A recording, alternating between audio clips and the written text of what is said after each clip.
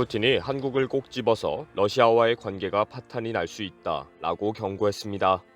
자고 일어났더니 밤새 푸틴이 한국에 대한 협박 발언을 했다는 것이 오늘 아침 속보로 전해졌습니다.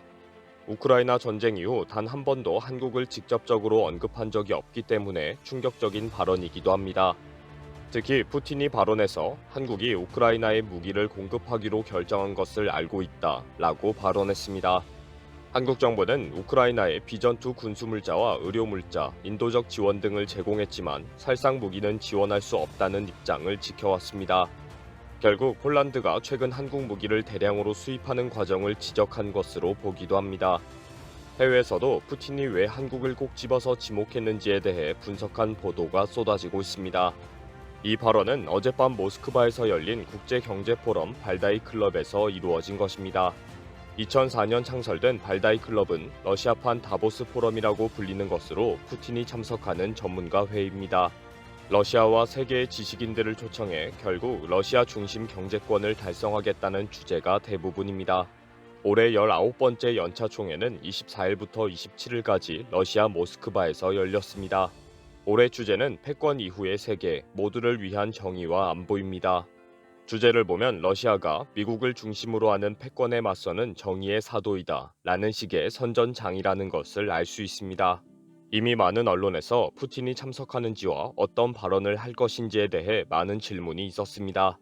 이에 대해 러시아 당국은 27일 기다려라, 이미 모든 것은 결론이 났다 라고 밝히기만 했습니다. 결국 푸틴은 참석했고 한국에 대한 강력한 경고와 함께 우크라이나에 대한 평화 협상을 언급했습니다.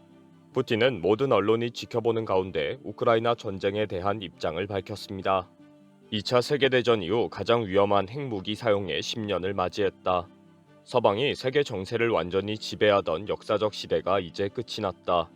푸틴은 러시아는 오로지 방어용으로 핵무기를 사용할 것이다. 미국과 우크라이나가 핵 위협을 계속 가하고 있다. 라며 모든 책임을 미루었습니다. 이런 주장과 함께 갑자기 한국을 언급하면서 비난과 함께 협박성 발언을 시작했습니다. 한국이 우크라이나에 무기와 탄약을 제공하기로 결정했다. 러시아는 한국의 결정을 다 알고 있다. 그 결정으로 한러 관계가 파탄이 날 것이다. 러시아가 북한과 무기 제공을 한다면 한국은 그냥 있겠는가? 그러나 아직까지는 한국과 러시아 관계는 괜찮다. 결국 우크라이나에 무기를 제공하면 그냥 두지 않겠다는 협박입니다. 한국이 우크라이나에 제공한 것은 방탄 헬멧, 천막, 모포 등 비살상용 군수물자와 의료물자 등입니다. 직접적인 무기와 탄약 제공은 하지 않은 것으로 알려졌습니다. 특히 그동안 우크라이나 정부의 강력한 요청에도 불구하고 현무 등 미사일 등의 지원을 거절한 바가 있습니다.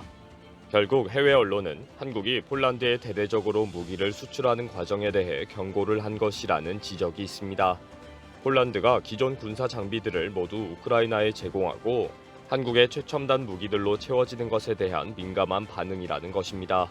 해외 언론은 한국이 우크라이나에 직접적으로 살상 무기를 제공하지 않은 것을 푸틴은 잘 알고 있다. 그런데도 이런 억지를 펼치는 것은 한국이 최대 무기 수출 국가가 되는 것에 대한 불편한 심경을 드러낸 것이다 라고 분석하기도 합니다. 또 어제 발언에서 푸틴은 러시아는 평화 협상을 원한다. 그러나 우크라이나는 대화를 원하지 않는다. 러시아는 수개월 동안 지속된 폭력적인 분쟁을 빨리 끝내기 원한다. 협상할 준비가 되어 있다. 우크라이나를 조종하고 있는 미국이 협상을 하라고 지시하면 바로 협상은 시작될 것이다. 라고 발언했습니다. 그리고 러시아는 중국, 인도, 북한과 좋은 관계를 유지하고 있고 많은 협력을 하고 있다. 시진핑은 가까운 친구이고 대만을 방문한 미국 펠로시는 이상한 할머니이다.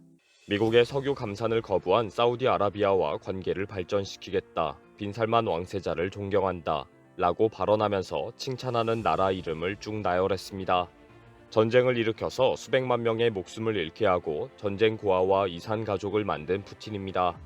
최근에는 러시아 남성 2천만 명을 전쟁터에 다시 투입할 수도 있다는 협박도 했습니다. 푸틴의 마지막이 어떨지가 궁금해집니다. 조용히 침실에 누워서 숨을 거두지는 않을 것입니다. 이번 영상은 여기서 마치겠습니다. 시청해주셔서 감사합니다.